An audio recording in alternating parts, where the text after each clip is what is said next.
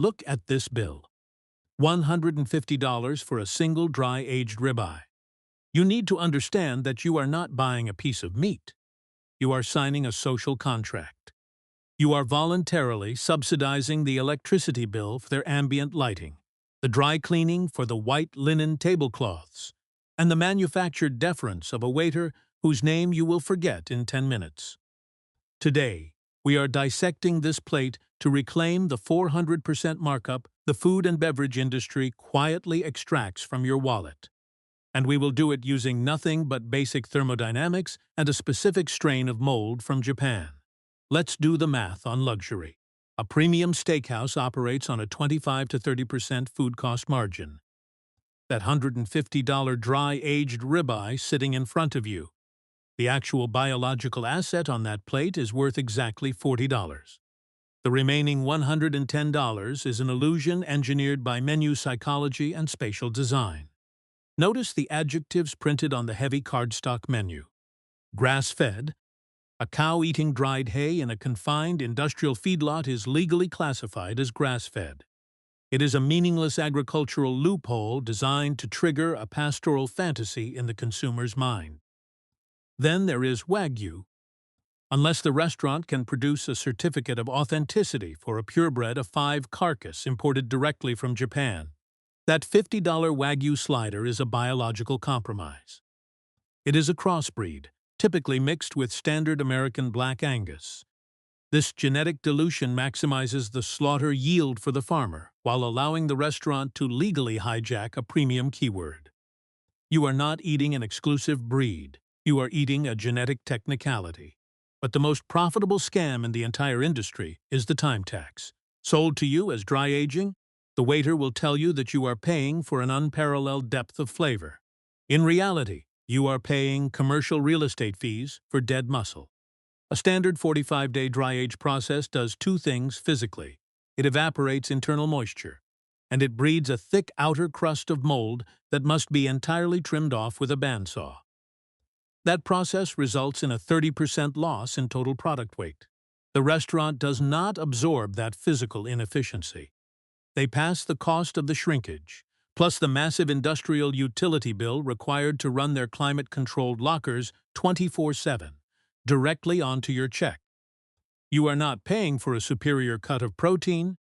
You are paying rent for refrigerated storage space. The industry wants you to believe you are paying a premium for the chef's irreplaceable culinary technique. You are not. You are paying for their equipment infrastructure. The core difference between a high-end steakhouse and your home kitchen is not human skill. It is heavy metal and extreme thermodynamics. Specifically, a piece of machinery called a salamander broiler. Your home oven maxes out at roughly 260 degrees Celsius. It relies on ambient, circulating heat. When you put a raw steak in a standard home skillet, the surface moisture of the meat acts as a thermodynamic barrier. Water cannot exceed 100 degrees Celsius. So, before the meat can actually begin to sear, that surface water must boil off. By the time the moisture evaporates and the pan recovers its thermal momentum, the internal temperature of your steak has already crept past medium rare. You are essentially boiling your meat in a pool of its own gray, unrendered fat. A commercial salamander operates on a completely different paradigm of physics. It is a radiant heat box firing at over 800 degrees Celsius, nearly 1,500 degrees Fahrenheit, blasting infrared energy directly from above. At this extreme temperature, surface moisture flash evaporates in milliseconds. This violent transfer of thermal energy bypasses the boiling phase entirely and instantly triggers the Maillard reaction. The Maillard reaction is not simply browning. It is a chaotic chemical cascade that occurs at exactly 140 degrees Celsius. At this precise threshold, amino acids and reducing sugars violently rearrange themselves into hundreds of entirely new, highly complex flavor compounds. The salamander forces this reaction to happen so rapidly that the interior of the muscle remains completely insulated and raw. That is how the steakhouse achieves a shattered, caramelized crust while maintaining an edge-to-edge ruby red center. It is not culinary art. It is brute force thermodynamics. But the texture is only half the illusion. The true profit engine of the steakhouse is the flavor profile, marketed to you under the guise of dry aging. Historically, hanging meat in a cold, ventilated room was a primitive survival necessity before the invention of synthetic refrigeration.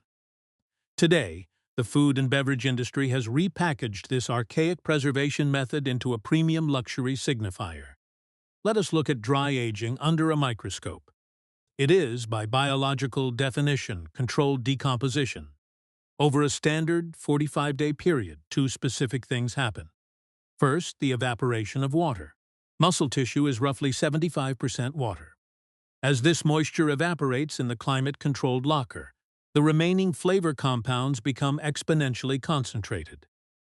But this comes at a massive cost to the yield, which is exactly why your bill is so disproportionately high. The second and much more crucial mechanism is enzymatic breakdown.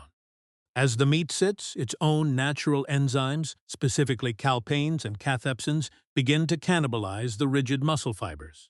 They break down complex glycogen chains into sweet glucose. More importantly, they dismantle long, tasteless protein structures into free, highly reactive amino acids. The most prominent amino acid generated during this decomposition: glutamate. If that sounds familiar, it should. Glutamate is the exact molecular foundation of monosodium glutamate, or MSG. The culinary establishment has successfully convinced the upper-class consumer that MSG is a cheap, synthetic additive belonging only in fast food, while simultaneously charging them $150 for a dry-aged ribeye. Biologically speaking, a premium dry-aged steak is simply a piece of decaying beef slowly marinating itself in its own naturally manufactured MSG. You are paying a 400% premium for a chemical compound you could buy in a plastic shaker at the local supermarket for $2. You do not need 45 days. And you certainly do not need to throw away 30% of your meat to achieve this chemical state. You just need a specific fungus. Enter Aspergillus oryzae, better known as Koji. It is the core biological engine used for centuries in Japan to ferment soy sauce and miso. If you take dehydrated Koji-inoculated rice, pulverize it into a fine powder in a cheap blender, and heavily coat a standard $10 supermarket steak in it, you fundamentally alter the timeline of decay. When left uncovered in your standard home refrigerator for exactly 48 hours, the protease enzymes present in the Koji activate. They do not care about the origin of the beef or the price tag on the packaging. They simply view the rigid muscle fibers as a food source. The Koji aggressively chews through the protein network, tenderizing the meat and rapidly manufacturing that exact same glutamate, the umami bomb, in a fraction of the time.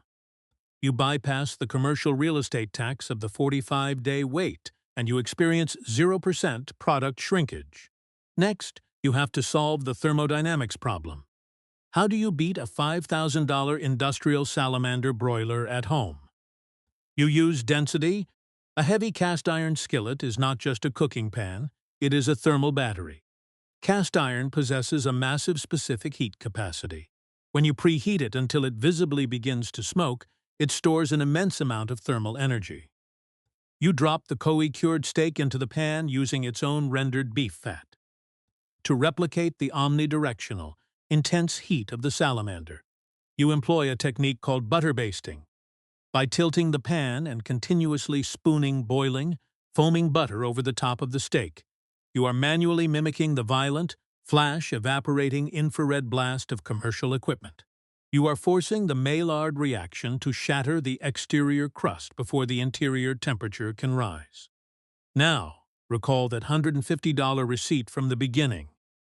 By leveraging a $2 Japanese mold and manipulating the thermal mass of cast iron, you have just engineered 95% of that luxury sensory output for a fraction of the cost.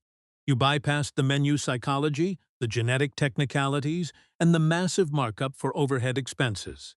That $150 plate was never a culinary masterpiece. It was a localized tax on your ignorance of chemistry and physics.